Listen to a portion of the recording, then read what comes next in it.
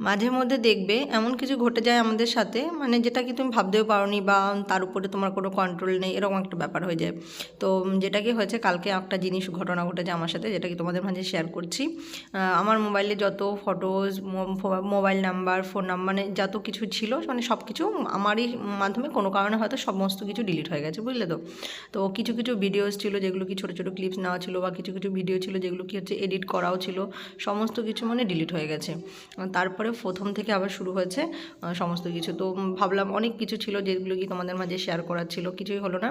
তো যাই হোক, এগুলো বললে তো আর কোনো মানে লাভ নেই। তো যাই হোক, আজকের ভিডিওটা মানে শুরু করছি। সন্ধ্যার টাইম বাচ্চাদের জন্য হচ্ছে কিছু টিফিন বানিয়ে দিলাম, আর হচ্ছে যেহেতু আজকে রবিবার ছিল, আর সেরকম কোনো ভিডিও তোমাদের মাঝে শেয়ার করতে পারিনি কাল থেকে, যেহেতু ফোনটা একটু সমস্যা হয়ে গেছিলো। আর এখন আমি হচ্ছে দাঁড়িয়ে দাঁড়িয়ে পাস্তা সিদ্ধ করছি, মানে দাঁড়িয়ে বলতে, আর এতটা বেশি ঠান্ডা, আর এই ঠান্ডার মধ্যে আমি গরম জল ছাড়া মানে ঠান্ডা জল খেতেই পারি না। তো একটুখানি গরম জল নিয়ে নিয়েছিলাম, আর ভাবলাম একবার রাতের খাবার খাবো, এখন আর কোনো কিছু খাইনি। বাচ্চাদের দুধ গরম বিস্কিট দিয়ে দিয়েছিলাম, তো একটা বিস্কিট ছিল, আমি একটু গরম জল দিয়ে খেয়ে নিলাম। এই জল বিস্কুটটা খেতে কিন্তু আমার অসময়ের খুবই মানে প্রিয় সঙ্গী বলতে গেলে। তো যখনই খিদে পাই, তখন কিছু খাবার না থাকলে ওই একটা জল, একটু এক গ্লাস জল আর দুটো বিস্কিট খেয়ে নিলে আমার হয়ে যায়। তো এই আর কি। তো এখন এই যে পাস্তা সিদ্ধ বসিয়েছি, যেহেতু কালকে আবার সোমবার আছে, সকাল সকাল উঠে এত ঠান্ডা না, সেই 6টার সময় উঠে না আর পাস্তা সিদ্ধ করাটা মানে অনেক আমার কষ্টকর ব্যাপার হয়ে যায়।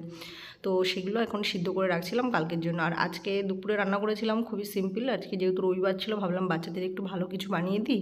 তো পনির করেছিলাম, পনিরের কালিয়া, আর তার সাথে করেছিলাম হচ্ছে গোবিন্দভোগ চালের হচ্ছে গিয়ে পোলাওয়ের মতনই সব কিছু ভেজিটেবল দিয়ে, গাজর, তারপর হচ্ছে গিয়ে বেবি সুইট কর্ন, তারপর হচ্ছে গিয়ে আরও কী কী সবজি দিয়েছিলাম, বিনস, ফুলকপি, এইসব দিয়ে।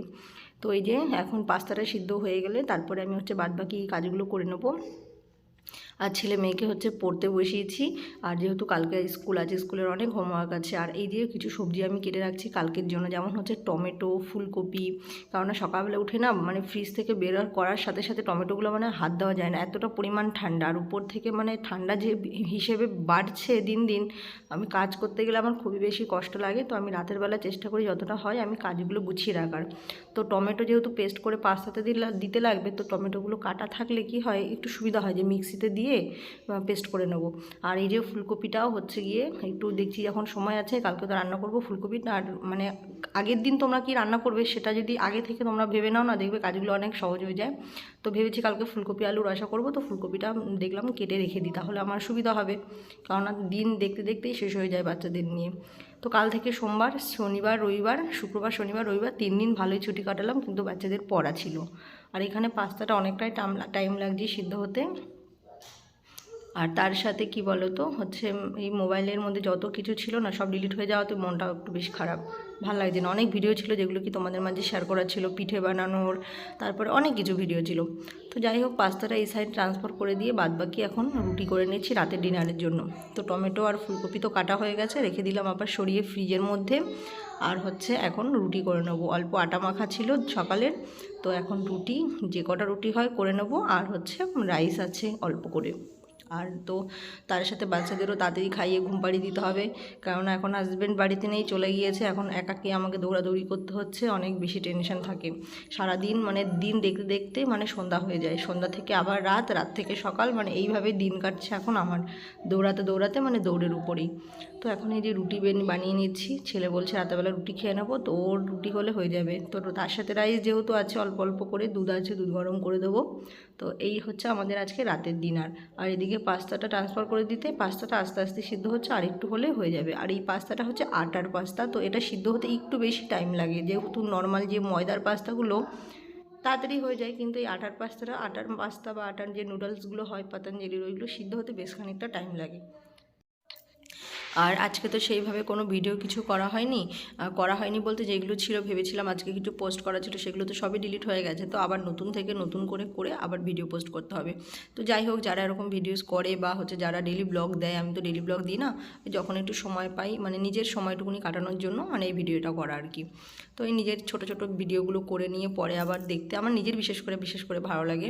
তো আর এই ভিডিও করতে গেলেও না অনেকটা সময়, ধৈর্য, সমস্ত কিছুই প্রয়োজন হয়। কিন্তু এমন না যে যারা ভিডিও করে তারা জানে এডিটিং করতে কতটা ঝামেলা লাগে, এই ছোটো ছোটো ভিডিওগুলো এডিট করে রাখা, তারপরে সেগুলোকে পোস্ট করা অনেক বেশি। এই দেখো কথা বলতে বলতে একটা রুটি হয়ে গেল গরম গরম। তো রুটির মধ্যে আবার বাচ্চারা ঘি লাগিয়ে খেতে বেশি পছন্দ করে। তো একটা রুটি ভেজে নিয়েছি, তারপরে দেখলাম অল্পই আটা আছে, 3টে কি 4টে রুটি হবে। তারপরে ভাবলাম থাক একটা একটা করে রুটি খেয়ে অল্প রাইস খেয়ে নিলেই হয়ে যাবে।